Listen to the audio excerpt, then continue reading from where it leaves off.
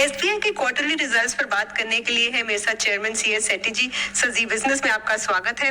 Sir congratulations. हम देख रहे हैं कि आपका जो ग्रोथ है वो लगभग मुनाफा 12% के आसपास है। एडवांसेस की बात करें ग्रॉस में तो वो भी 12% के आसपास है, डिपॉजिट्स भी 12% के आसपास है।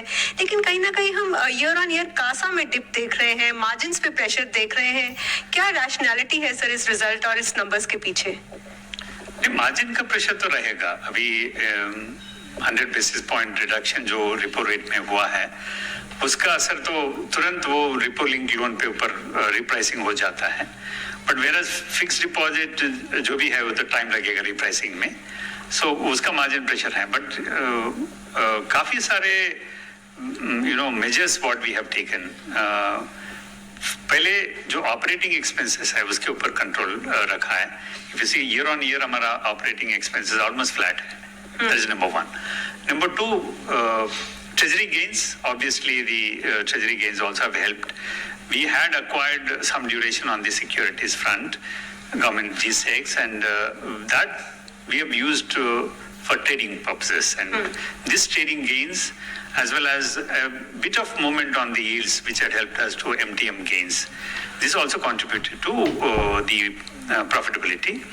But on the NI front आप देख लीजिए, एनआई का तो हम डिस्पाइट जो रिप्राइसिंग हुआ है हमने एनआई लेवल मेंटेन कर पाया एंड निम का इम्पैक्ट थोड़ा हम रिड्यूस कर सकते। तो सर ये जैसा आपने बोला कि फिक्स डिपॉजिट को रिप्राइसिंग करने में टाइम जाता है, तो क्या हम एक्सपेक्ट कर सकते हैं कि लोगों को अब तक बेस्ट फिक्स डिपॉजिट के रेट मिल चुके हैं और अब यहाँ से नीचे गिरना शुरू होंगे? हाँ, मेरे ख्याल से फिक्स डिपॉजिट का ये साइकिल में deposit rates have peaked. Now it will further come down going forward. May not be जो जितना अभी पिछले क्वार्टर में हुआ 100 बेसिस पॉइंट का इम्पैक्ट तो फिक्स डिपॉजिट के ऊपर जरूर आया था, बट उतना इम्पैक्ट नहीं होगा। बट रिप्राइसिंग और थोड़ा 1 और 2 क्वार्टर्स के लिए मेरे ख्याल से होगा।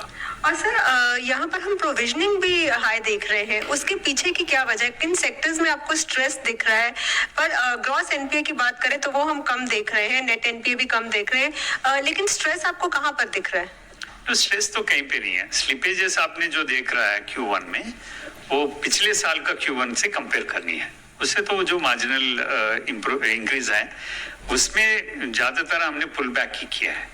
1600 करोड़ का स्लिपेजेस जो हुआ है Q1 में, उसके बाद जुलाई और अगस्त में 8 दिन में हमने काफी सारे पुल बैक किया है। उस 1600 करोड़ का स्लिपेजेस कम हो गया। सो Q1 से Q1 कंपेयर करना चाहिए। बट कोई सेक्टर ऐसा नहीं दिख रहा है हमको हमारा बुक्स में जो स्ट्रेस है। एंड आपका जो प्रोविजंस की बात कर रहे हैं वो प्रोविजन जनरली एजिंग प्रोविजन होते हैं, जो सब स्टैंडर्ड डाउटफुल बन जाता है, डाउटफुल लॉस बन जाते हैं, तो उसका प्रोविजन एडिशनल प्रोविजन करना पड़ता है उसके लिए।